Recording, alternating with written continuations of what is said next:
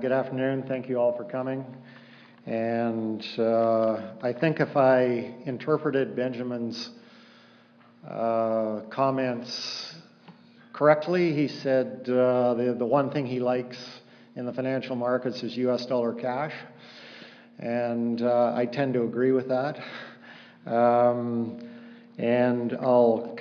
we actually designed a fund around similar type of things. And so I'll go into that. But what I should say, make sure I know how to work this. Oh, to the left one? Okay. I'm going to talk specifically about a fund that actually didn't win the award. The fund that won the award is our investment grade fund.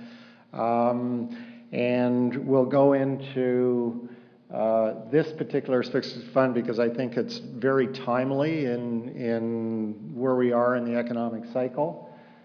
But I'm going to skip through a thing. What I will do, this is just our team. I'll make a brief comment on that. You'll see that we've got generations covered. We have the people with gray hair. We have the people with no hair. And we have the people at the bottom that haven't figured out how to shave more than once a month.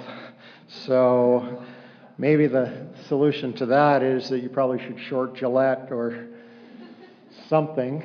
But what I really want to talk about here is a fund that we designed just about 2.5 years ago.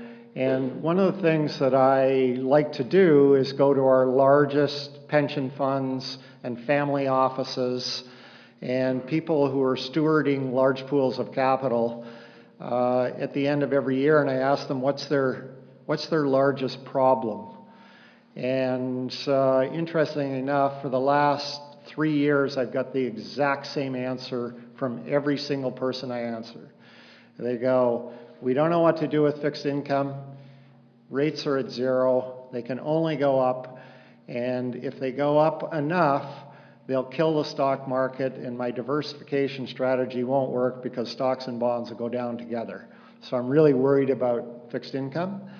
And the other thing they're worried about is their job. Because I asked them, well, what did you do in the past? Because most of these people have been doing this for 20 to 30 years. And I said, when you're in this situation in the past, what did you do? And they said, oh, it was really simple then. What we did is we raised 15 or 20% cash. We invested it in T-bills and made 5% return and waited for a 20 to 25% correction in the stock market. Then we sold our T-bills, we went back into the stock market, and everything was good. And so I said, well, so why don't you do that now? And he said, well, if we put 15 or 20% of our portfolio into cash, which yields zero, if we're wrong, the drag on the portfolio would be too severe and I would get fired. I said, well, okay, well, we don't want to recommend anything to do that you get fired.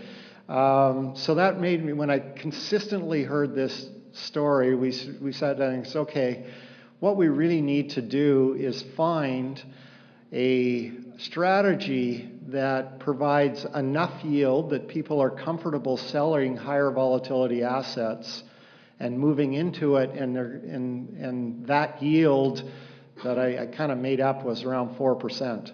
He said that people were willing to sell riskier assets like stocks and high yield and so on if they could go and be assured of making 4% with a dramatically less risk profile. So we went away and started to try and figure out how we were going to do this. And we reverse engineered something. We said, okay, we want to make 4% return, and we want the risk to be not exactly cash because that's impossible, but cash-like. So we wanted to have a maximum duration of 2 years and a maximum volatility of 3 years. So if you look at a maximum duration of 2 years, a DEX normal fixed income mutual fund or a DEX mandate would have a duration somewhere around 6 to 8 years. This would be about a third of that. And volatility, at 3% volatility, high yield is about 10%, and the stock market's about 15%. So you'd have volatility about 20% of the equity market, and maybe 30 or 35% of the more higher volatility fixed income. So we thought if we could do that, then that would encourage people to do what they wanted to do. It was to take less risk, but still generate 4 to 4.5% return. So we designed this fund. The fund, we called it Enhanced Tactical Fund, and we've run it for 2.5 years. We've actually exceeded all of our risk and return parameters. So our goal was to produce a 4% return. We've essentially produced a 5% return. Our goal was to have a maximum duration of 2 years, and our average duration has been roughly 0.8 of a year. And right now we're at 0.4 of a year because we think bond yields are rising going into the Fed meeting next week. And we've had a volatility which is around 1.8%, which is about 60% of our 3% goal. And if we look at the world today, so right now if we look at the lineup of funds we have, one is a cash substitute enhanced tactical, and we have an investment grade long short fund, we have a high yield long short fund, and then we have distressed high yield, which is very specific to one point in time in the credit cycle.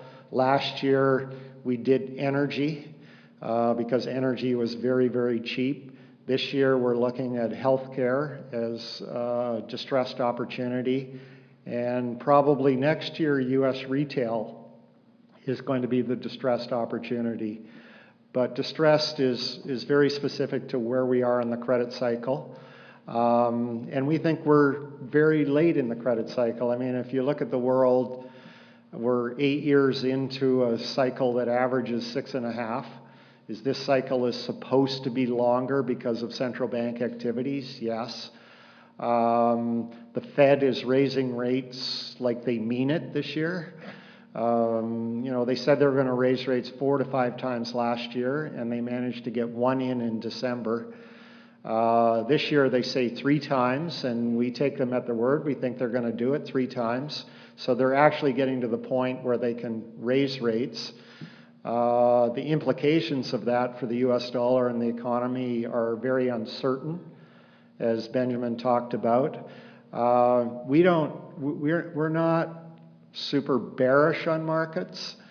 We don't think that a recession is imminent in the next year, but we also think that uncertainty is virtually as highest as we've ever seen. In my 35 years in the business, I've never seen as many factors that are uncertain as to what could happen. And that shouldn't be, confused with bearish, because we're uncertain. If I was bearish, I would be certain, I guess. But there is an amazing number of things that we don't really know what the outcome is going to be. We don't know what Trump is going to do. We don't know what the impact of the elections are going to be in the Netherlands and in France. And next year in Germany. We don't know what the impact is going to be of the Italian banking crisis. We know that the Italian banks have high degrees of insolvency. They need to get fixed. It's hard to fix them because all the rest of the banks, when they became insolvent in 2008, the governments gave them a whole bunch of money and resumed solvency under the Maastricht Treaty and so on, and the rules of the euro. They can't do that. The EU won't allow the Italian government, even if it could afford it, which is questionable, to recapitalize the Italian banks. So we don't know how that's going to play out. We don't know what the impact will be of a rising US dollar on global trade. Historically, it's been negative. And we don't know what the impact of the Fed raising rates is going to be, and we don't know when the ECB is going to stop QE and start to, or at least start to taper it. And the same thing in Japan. There is greater uncertainty, as I said, than I've ever seen. And that's for that reason, whenever uncertainty is very high, we want to reduce volatility. And what we have designed this fund is a combination of midterm investment grade bonds, hedged with short positions in Government of Canada or US Treasuries to create zero duration investment grade credit. And the other 50% is in very, very short duration yield to call high yield bonds, because we don't want to take a lot of duration risk with credit.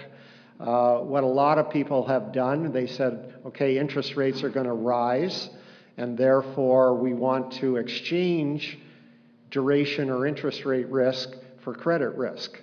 And we agree with that to some extent, but what we don't want is long duration credit risk, because that's just exchanging one risk for another risk.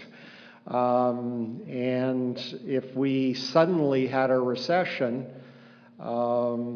credit spreads would widen significantly, and if you have long duration exposure to credit spreads, you can lose a lot of money in doing that.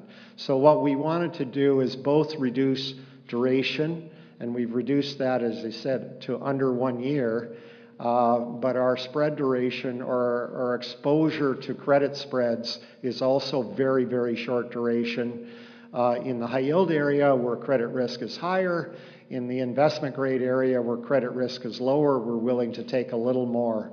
So essentially what we've done is we've created a cash substitute. We can do it in US dollars or Canadian dollars. It's produced a 5% return over the last 2.5 years, and it has risk characteristics that are virtually lower than you can find anywhere else. And it's not designed to be an investment strategy per se. It's not something you will be in for the long term. It's designed to allow people to reduce risk and to move into an area and still realize a reasonable 4 to 5% return while you're waiting for valuations in risk markets to improve to levels that are much more reasonable than what is the case today. So that's all I really wanted to say about that. I know we're a little bit behind schedule, so I'll turn it over to Jason or whoever the next. You'll do that? Okay, thank you.